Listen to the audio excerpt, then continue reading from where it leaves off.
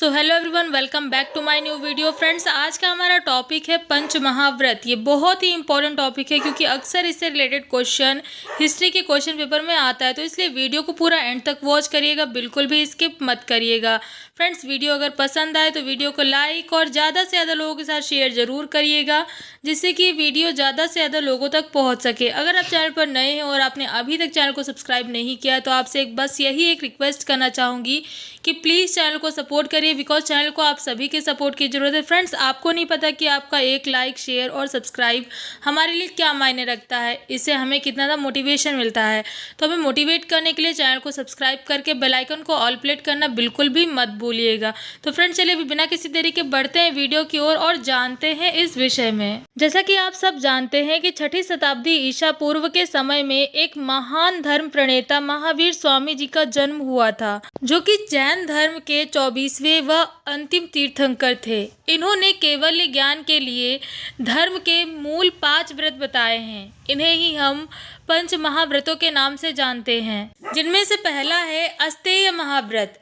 किसी भी स्थिति में किसी दूसरे की चीज़ों को ग्रहण ना करके उस व्यक्ति को वापस कर देना ही अस्तेय महाव्रत कहलाता है। मतलब स्थिति चाहे कैसी भी क्यों ना हो, अगर आपको किसी भी व्यक्ति की कोई वस्तु मिली है तो आप उस वस्तु के स्वामी को ही वो वस्तु वापस कर दें, मतलब जिसकी भी वो चीज़ है उसको वापस कर दें। इसी को ही अस्तेय महाव्रत कहा जाता है। इस व्रत के अनुसार हमें किसी की भी आज्ञा के बिना, मतलब किसी के भी बिना बुलाए उसके घर में नहीं जाना चाहिए।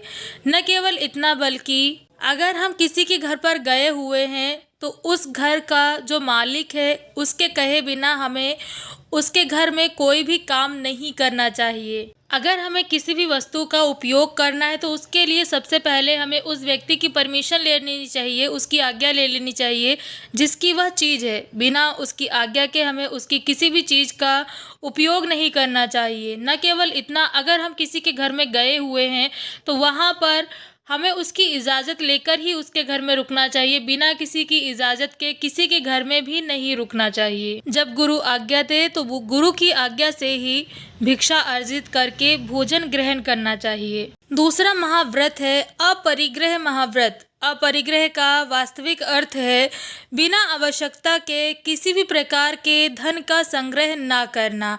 कहने का मतलब यह है कि जैन धर्म का ये विश्वास है कि गृहस्थी है तो हम धन संग्रह कर सकते हैं, लेकिन अगर गृहस्थी नहीं है, हम गृहस्थ नहीं हैं, अगर हमें धन संग्रह की कोई आवश्यकता नहीं है तो फिर हमें धन संग्रह नहीं करना चाहिए। धन को एकत्रित करके नहीं रखना चाहिए। जितने की आवश्यकता हो उतना ही अपने पास रखें।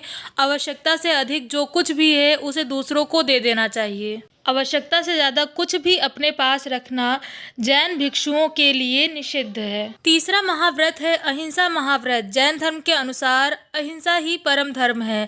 यहाँ पर हर एक धर्म अनुयायी को अहिंसा करने के लिए प्रेरित किया गया, मतलब उन्हें ऐसा कोई भी काम करने से मना किया गया जिससे कि हिंसा हो। जैसे कि अगर आप भिक्षा लेने के लिए गए हैं या फिर भोजन कर रहे हैं तो ऐसे में आपको इस बात का ध्यान रखना चाहिए कि आप किसी के भी प्रति, किसी भी प्राणी के प्रति हिंसा न करें। अहिंसा महाव्रत का पालन करने के लिए निर्धारित यह उपनियम एषणा समिति के नाम से जाना जाता है। दूसरा नियम है व्युत्सर्ग समिति।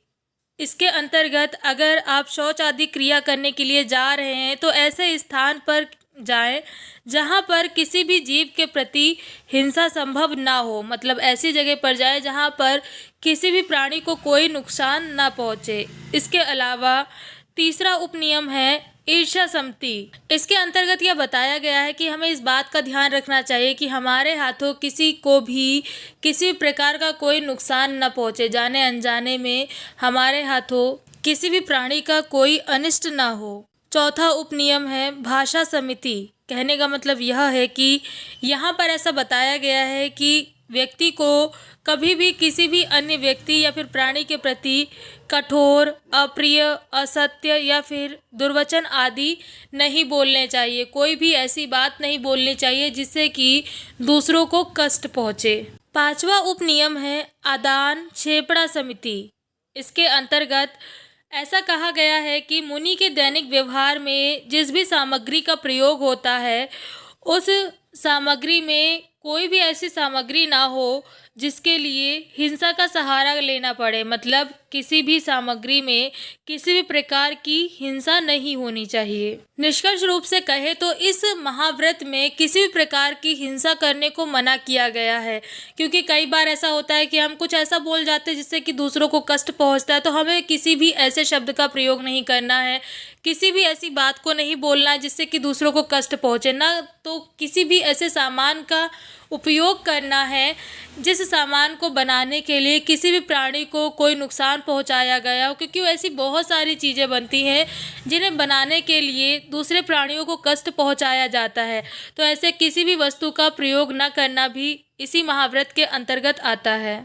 चौथा महाव्रत है सत्य महाव्रत। इस महाव्रत में व्यक्ति को सत्य बोलने के लिए प्रेरित किया गया है, जिसके लिए कुछ नियम भी बनाए गए हैं, जिसके कारण जाने अनजाने में भी लोगों से यह गलती ना हो कि वे उनके मुख से कोई भी ऐसी बात निकल जाए जो कि असत्य हो। जैसे कि कई बार जब हमें गुस्सा आता है तब हम ऐसी बहुत सारी चीज़ें बोल जाते हैं जिससे कि बाद में हमें पछतावा होता है। तो ऐसा ना हो इसके लिए यहाँ पर यह बोला गया है कि जब भी क्रोध आए, जब भी गुस्सा आए, तो उस टाइम पर व्यक्ति को मौन हो जाना चाहिए, चुप हो जाना चाहिए। न केवल इतना बल्कि सोच विचार कर हमेशा सत्य ही बोलना चाहिए। और अगर कभी भी किसी भी चीज़ को देखकर मन में लोभ आ रहा है कि बस हमें ये ऐसी ही चीज़ चाहिए, अपने लिए चाहिए, तो अगर ऐसी कोई भी भावना मन में आती है तो उस टाइम पर आपको चुप हो जाना चाहिए, मौन धारण कर लेना चाहिए। न केवल इतना, अगर आप किसी के साथ हास परिहास भी कर रहे हैं, मतलब मजाक भी कर रहे हैं, तो आपको मजाक में भी झूठ नहीं बोलना है,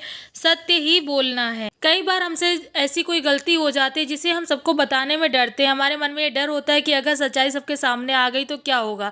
तो ऐसी परिस्थिति में भी यहाँ पर सत्य बोलने के लिए ही बोला गया है। ऐसा कहा गया है कि भले ही आपको कितना भी भय क्यों ना लग रहा हो, लेकिन आपको हमेशा सच ही बोलना है। जैन धर्म के इन 4 व्यवहारिक सिद्धांतों में जो 5वां सिद्धांत महावीर स्वामी जी ने जोड़ा था वो था ब्रह्मचर्य।